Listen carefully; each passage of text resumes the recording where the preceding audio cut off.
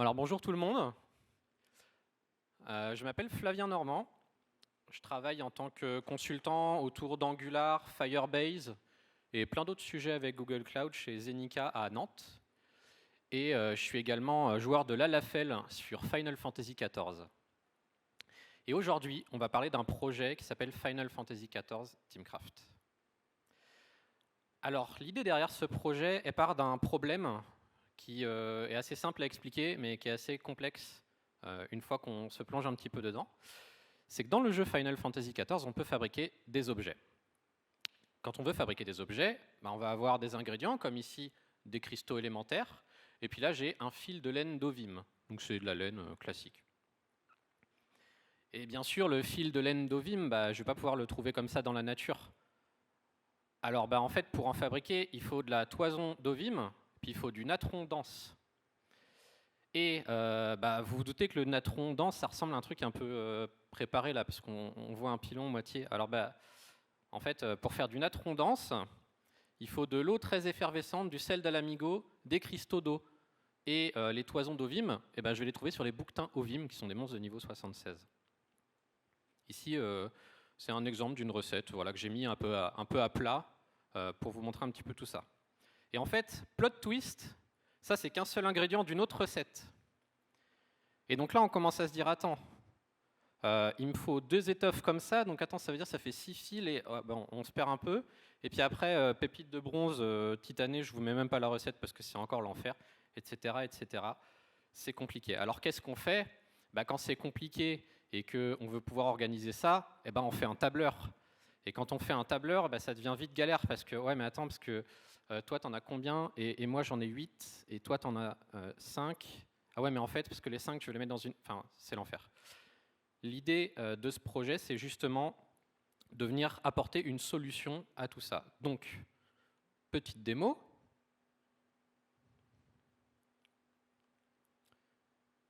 Ici, on est sur la page d'accueil. Bon, vous le voyez dans mon historique de recherche, j'ai fait quelques tests quand même pour m'assurer que ça marche.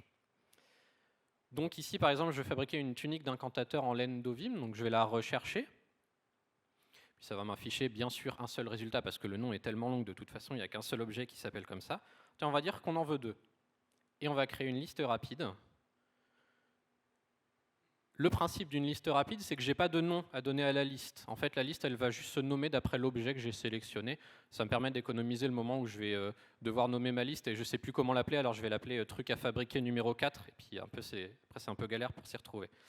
Donc là, il va me dire par exemple qu'il me faut 4 sels d'Alamigo, et que les sels d'Alamigo, ça va apparaître dans 26 minutes dans la map qui s'appelle les lacs, par exemple.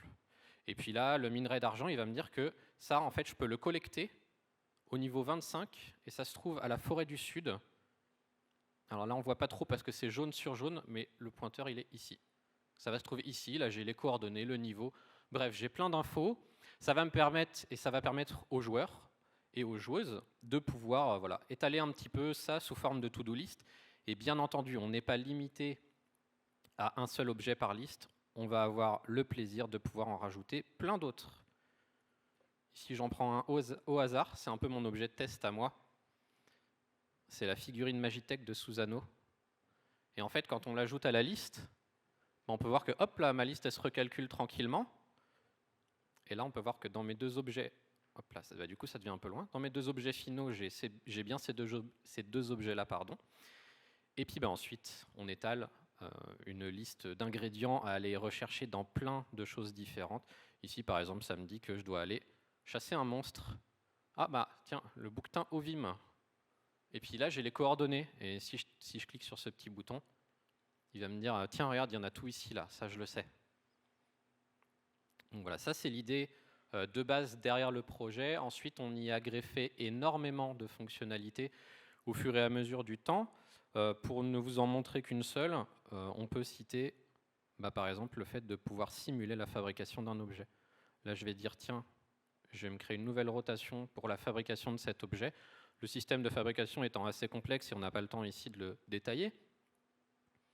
Mais là, par exemple, je sais que si je lance cette action-là, ça va me faire avancer ma progression de temps, etc. On peut planifier tout ça à l'avance.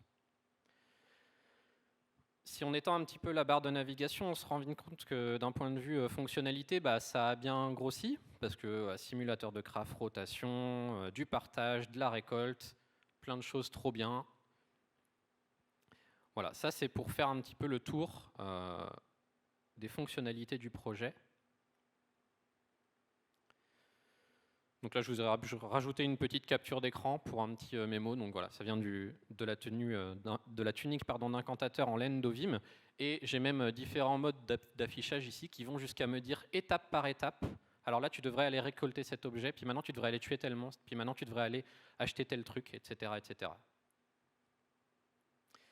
Au niveau technique, au niveau de la stack technique notamment, on va retrouver du Firebase, du Electron. Là, je ne sais pas si quelqu'un l'a. Ça, c'est Ant Design. C'est pas super connu. C'est le design system de Alibaba. Du Angular pour toute la partie logique. Ensuite, on va avoir Fathom. Fathom, c'est une alternative à Google Analytics qui n'utilise pas de cookies. C'est assez sympa. Bien sûr, ça donne des analytics beaucoup moins poussés, mais honnêtement, le centre d'intérêt des personnes qui vont sur mon application, c'est pas quelque chose qui m'intéresse. Moi, je veux juste savoir combien de personnes il y a à un instant T, et ça s'arrête là. Du Azura pour de l'agrégation de données, et du Google Cloud Platform au sens large parce qu'on va avoir du Cloud Run, Firebase c'est au sein de Google Cloud Platform bien entendu, j'ai des Google Cloud Functions, j'ai du Cloud SQL, etc. Alors, un petit point sur Firebase. En fait, quand j'ai lancé le projet, donc j'étais étudiant déjà, c'est un projet que moi j'ai voulu lancer parce que on avait cette problématique avec des amis. On s'est dit, attends, on voudrait. Un jour, on s'est dit, vas-y, on se fabrique 200 tartes à la fraise. Ah ouais, c'est cool. Hein. À faire tout seul, c'est l'enfer. Parce qu'il y a beaucoup trop de choses à faire. Donc, on va vouloir s'organiser entre nous pour se dire, bon, toi, tu vas récolter les fraises, toi, tu vas ramasser du lait. Bon, malheureusement, dans ce jeu-là, il faut tuer des vaches pour faire du lait. Ça ne marche pas autrement. Et voilà, on est un petit peu parti de ce besoin-là.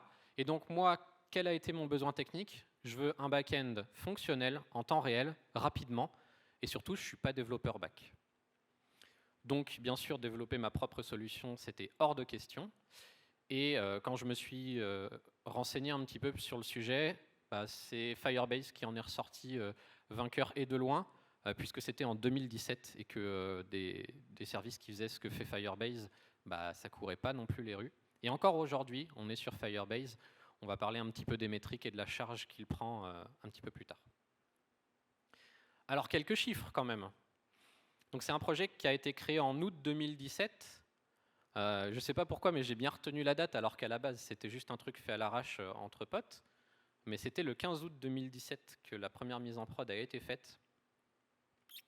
On est à 400 000 actifs mensuels, c'est-à-dire personnes qui se connectent au moins une fois par mois sur le projet.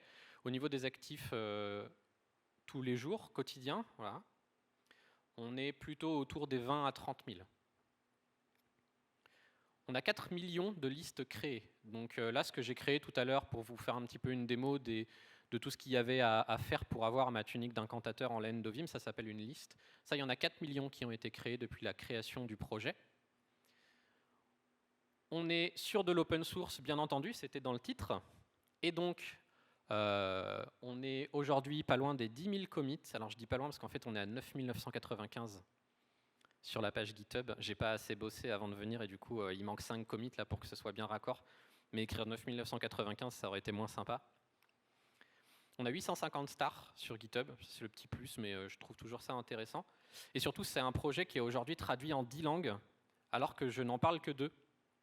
Et ça, c'est très sympa, parce qu'on utilise une plateforme qui s'appelle Crowdin, qui permet de faire de la traduction en crowdsourcing.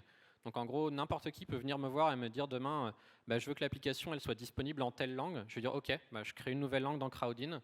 Et à chaque fois que la personne elle va venir rajouter une traduction, Crowdin va m'ouvrir une pull request pour directement me rajouter ça au format qui, moi, me convient. J'ai un exemple, c'est l'exemple le plus flagrant de l'utilité de Crowdin, ça a été la Corée du Sud. Un jour, j'ai 2 personnes qui sont venues me voir et qui m'ont dit hey, ton projet il est sympa, on l'utilise en Corée, mais le problème c'est que c'est en anglais et du coup ça peut déranger un petit peu, on voudrait bien pouvoir le traduire en coréen. J'aurais donné le lien, Je suis allé me coucher, le lendemain, l'intégralité de l'application était traduite en anglais, en coréen, pardon. Impressionnant. Et encore aujourd'hui, l'application est plus traduite en coréen qu'en français, parce que j'ai pas le temps.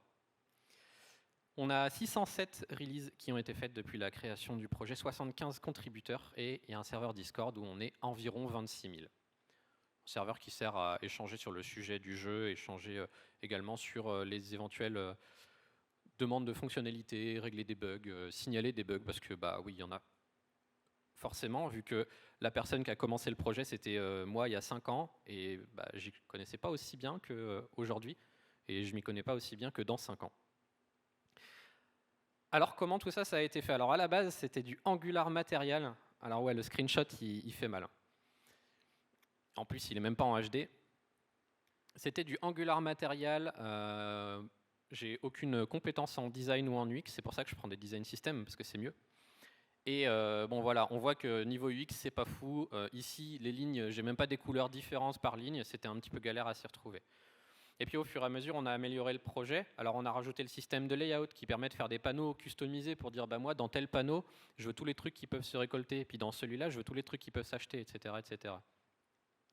Et puis des filtres dynamiques pour n'afficher que ce que vous pouvez faire, et puis de la traduction de macros, comme ça quand on partage des macros de jeu qui viennent de clients anglais et qu'on veut le mettre dans notre client de jeu français, hop, en un claquement de doigts, je peux la traduire en français, c'est plus facile.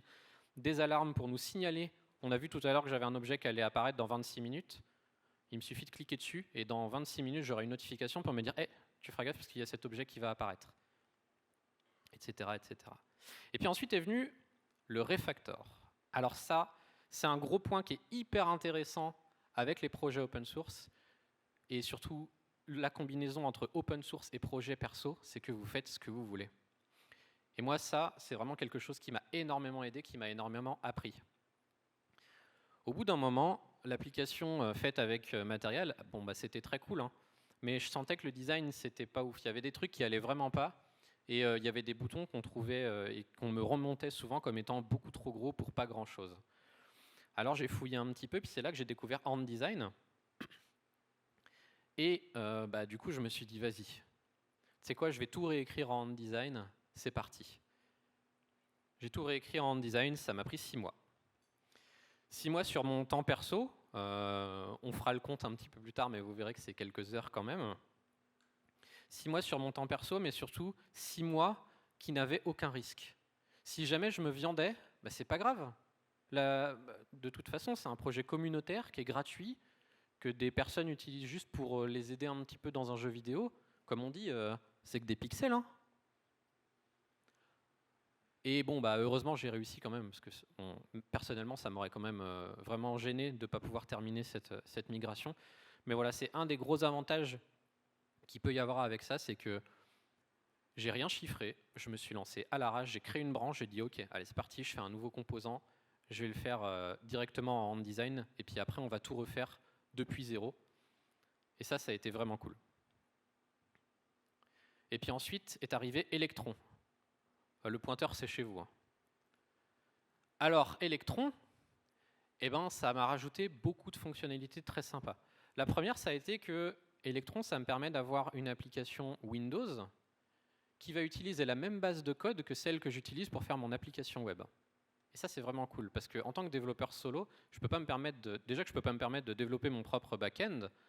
Alors, en plus, faire une application Windows qui reprend les mêmes fonctionnalités que l'application web, puis maintenir les deux, c'est pas possible.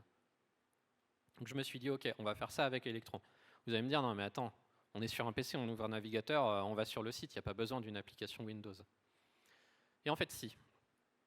Parce que l'application Windows avec Electron, elle permet notamment de créer des petites fenêtres qui ne vont pas avoir de décorateur autour, c'est-à-dire tous les boutons fermés, etc. Ça, je peux le faire moi-même. Et puis du coup, ça me permet de créer des petites fenêtres comme ça qui viennent se superposer au jeu. Et là, on ne le voit pas très bien, mais ici, en fait, ce sont des timers. Donc là, ça me dit 5 minutes 40 et là, ça me dit 8 minutes 35. Ce sont des alarmes d'objets qui vont apparaître. C'est-à-dire que pendant que je joue, je peux juste avoir une petite fenêtre par-dessus mon jeu qui va me dire « Ah, tu ferais parce que dans 5 minutes 40, là, il y a tel objet qui va apparaître. » Et bien sûr, là, j'ai le nom de l'objet, là, j'ai où est-ce qu'il va apparaître, et là, j'ai les coordonnées. Electron, un petit peu plus tard, ça m'a aussi permis d'aller directement lire l'inventaire de la personne pendant qu'elle joue, ce qui permet de remplir, de compléter les listes au fur et à mesure que vous jouez. Vous pouvez juste ouvrir une liste, dire bah vas-y remplis pendant que je joue, et quand vous allez récolter du minerai, il va automatiquement cocher dans la liste, ok bah ça c'est fait. Au niveau process, c'est fait avec du Nmap, enfin avec du NPCap, qui est un projet qui fait partie de Nmap. On va simplement lire les paquets de données, jamais en écrire, jamais en injecter. Ça, c'est une règle très stricte. En tout cas, au sein de mon projet, les autres font ce qu'ils veulent. Surtout en ce moment, c'est toujours un sujet un peu sensible. Et pas d'écriture mémoire, pas de lecture mémoire. Ça, c'est moi des règles que j'impose au sein du projet. Si des personnes veulent faire autre chose, elles peuvent très bien le fork. Mais aujourd'hui, ce n'est encore jamais arrivé. Donc Electron, voilà, ça m'a permis aussi d'apprendre Electron, parce que c'est pas tous les jours qu'on a à faire une application Electron depuis zéro. C'est pas tous les jours qu'on a à s'apercevoir que l'updater Electron, c'est sympa, mais que sur le papier en fait.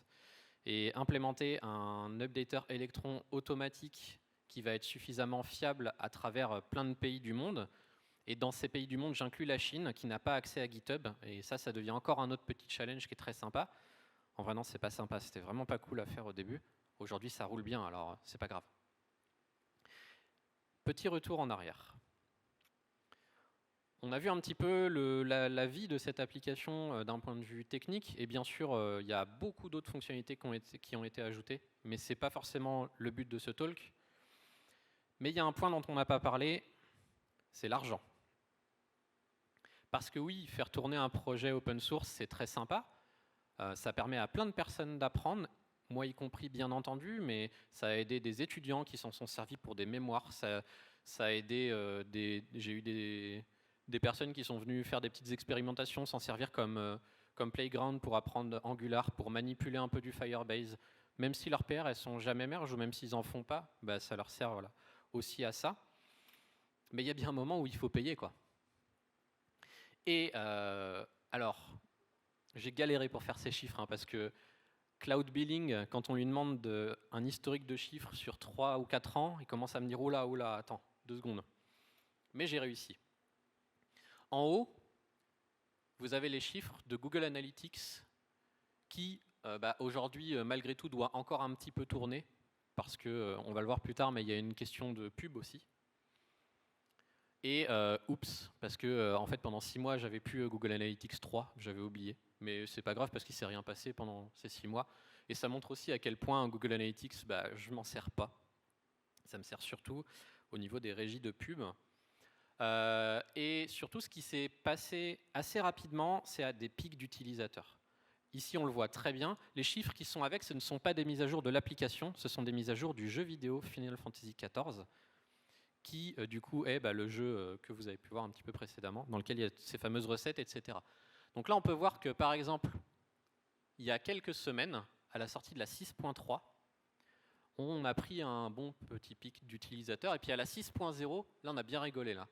Ça, c'était fin décembre 2021, le pic d'utilisateurs était très sympa. Alors bon, c'était une des raisons pour lesquelles j'ai voulu utiliser Firebase, l'autoscaling.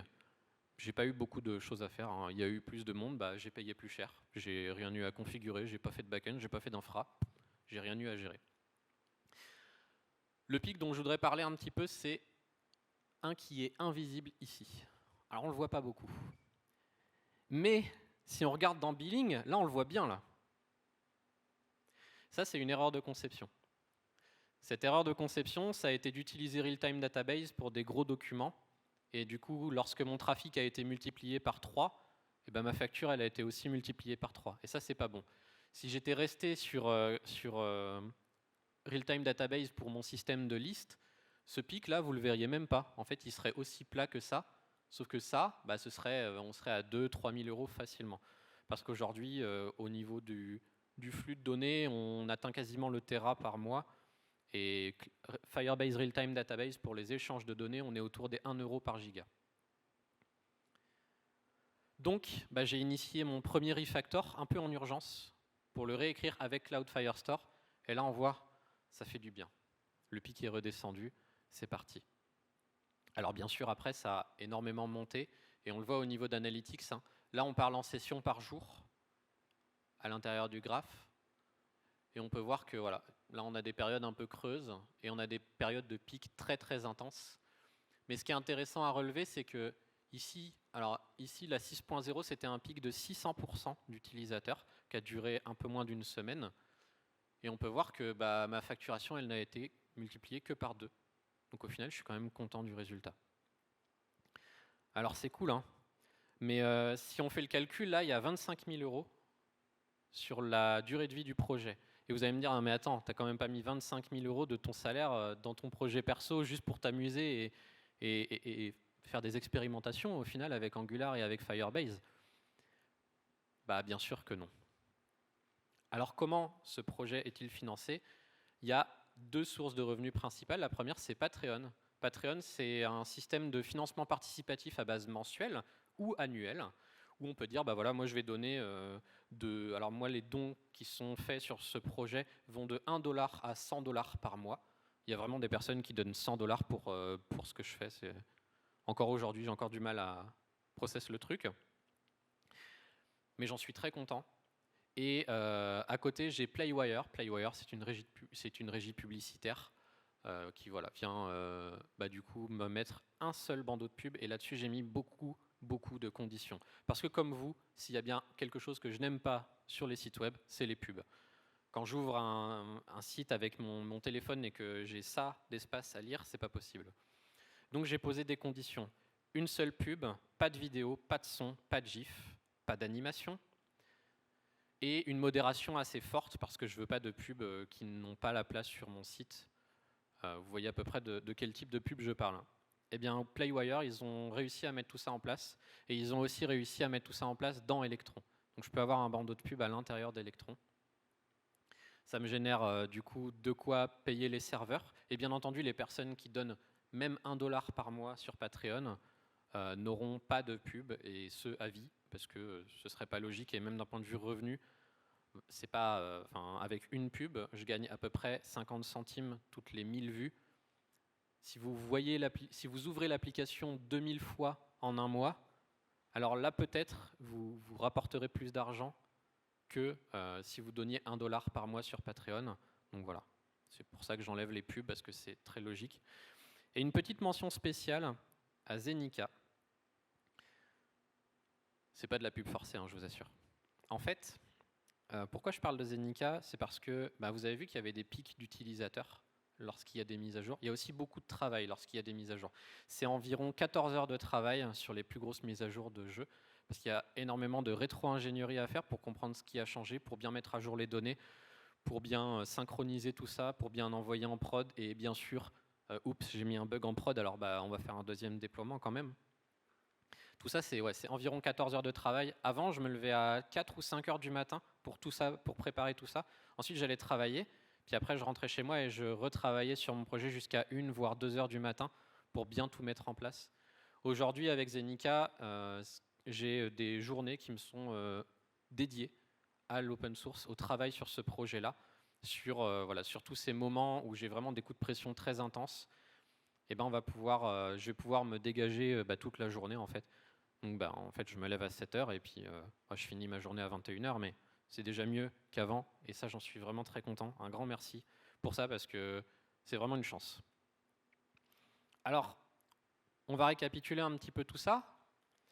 Si je devais résumer toute cette aventure, alors il y a des avantages qui sont vraiment très forts, et pour moi, le premier, c'est que c'est un projet avec beaucoup de librairies autour qui fédère une communauté qui est internationale.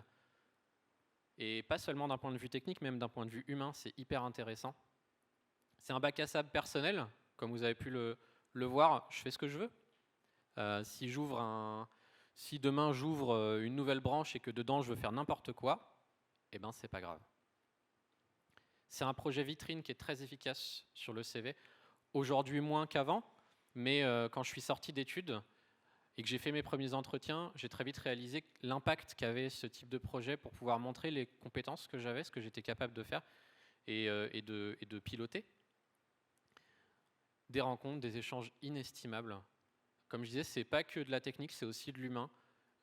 Aujourd'hui, des utilisateurs, il y en a dans quasiment tous les pays du monde. Et c'est des cultures, c'est tellement de choses à découvrir, tellement d'échanges sur plein de sujets différents.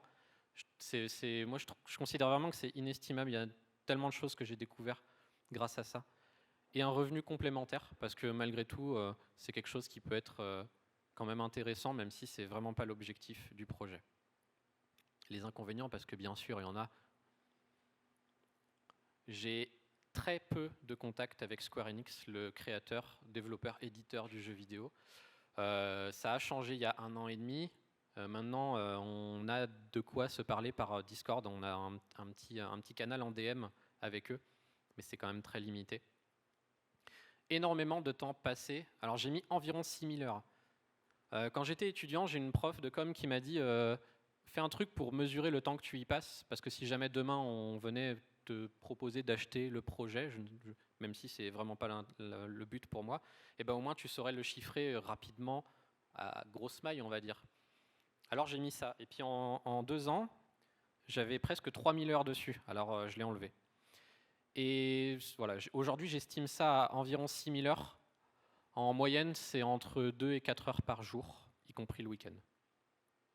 C'est beaucoup de stress, moins que donner une conf, mais quand même, quand il y a des grosses mises à jour et qu'on met un truc en prod et qu'il y a un orage et qu'on se rend compte qu'on a mis un bug en prod et qu'on n'a plus d'électricité, ça c'est des moments qui sont pas sympas.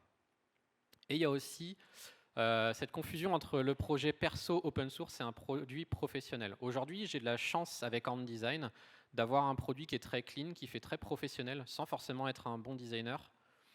Et ça m'arrive souvent d'avoir des personnes qui arrivent dans les channels de support et qui se comportent comme si j'étais une personne d'un support lambda d'une grosse entreprise et qui s'attend au même temps de réponse. J'ai des personnes des fois qui s'attendent à ce que je leur réponde en moins d'1 heure. Je dis mais attendez, j'ai une vie quoi. Ça c'est compliqué, c'est aussi source de stress. Donc voilà. Et si c'était à refaire, bien sûr que oui. Bien sûr que oui, parce que les avantages sont tellement plus importants que les inconvénients pour moi. Et encore aujourd'hui, je joue de moins en moins à Final Fantasy XIV, mais je passe énormément de temps sur mon projet. Parce que même d'un point de vue technique, là j'ai encore commencé un nouveau refactor il n'y a pas longtemps. Je m'éclate. Je préfère presque lancer ça que de lancer le jeu. Et c'est vraiment très intéressant. Merci beaucoup. Vous pouvez retrouver le site. Vous avez un petit QR code ici si vous voulez.